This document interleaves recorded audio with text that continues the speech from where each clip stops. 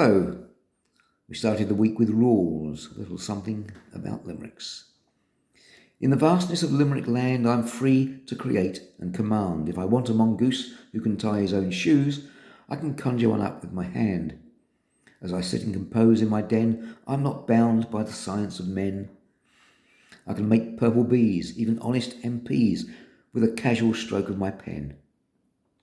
But the land has one unbroken rule which is rigidly followed by all. The metre and rhyme are the same every time, and 5 lines is fixed, so I never use 6. The gross domestic product. Let's hear it for the GDP, the measure of a strong economy. For everything that's made, every private jet or spade contributes market value equally.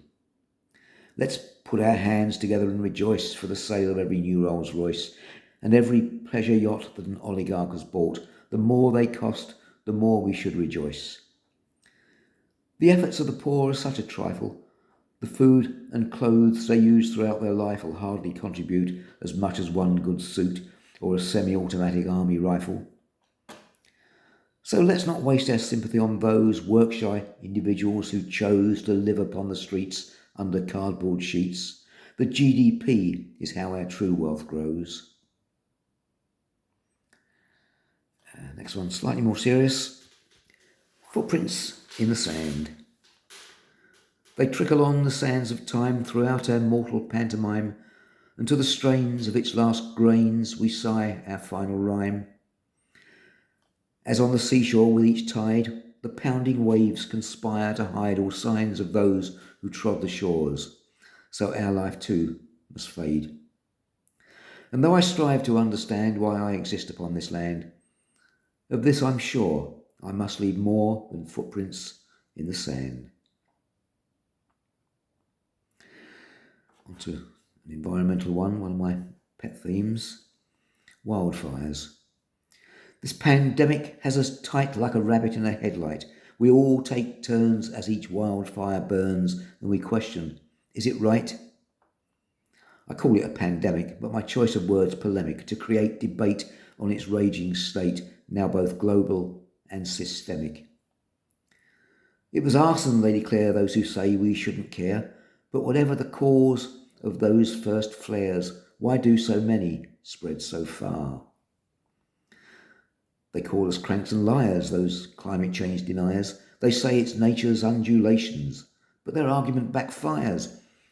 The unanimity of science only strengthens their defiance, and I cannot find a way to the mind of those would-be mental giants. Russia, Ukraine. We once thought that all swans were white and that Brits ruled the world by some right.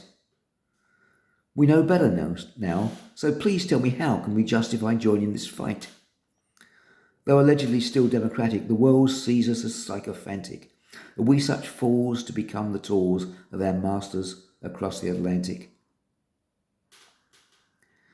Something a bit more cheerful, better on the bird. The bee-eater's colourful plumage has been put to a number of uses, from adorning the hats of pedigree cats to taxidermists' muses.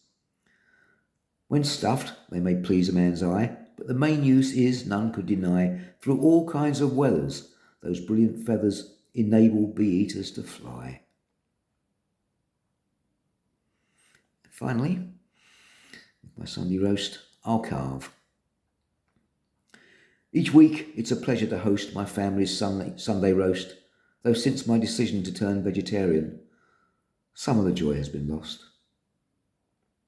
Thank you, that's it for the week. It's free to subscribe if you wish to do so. I hope to see you next week.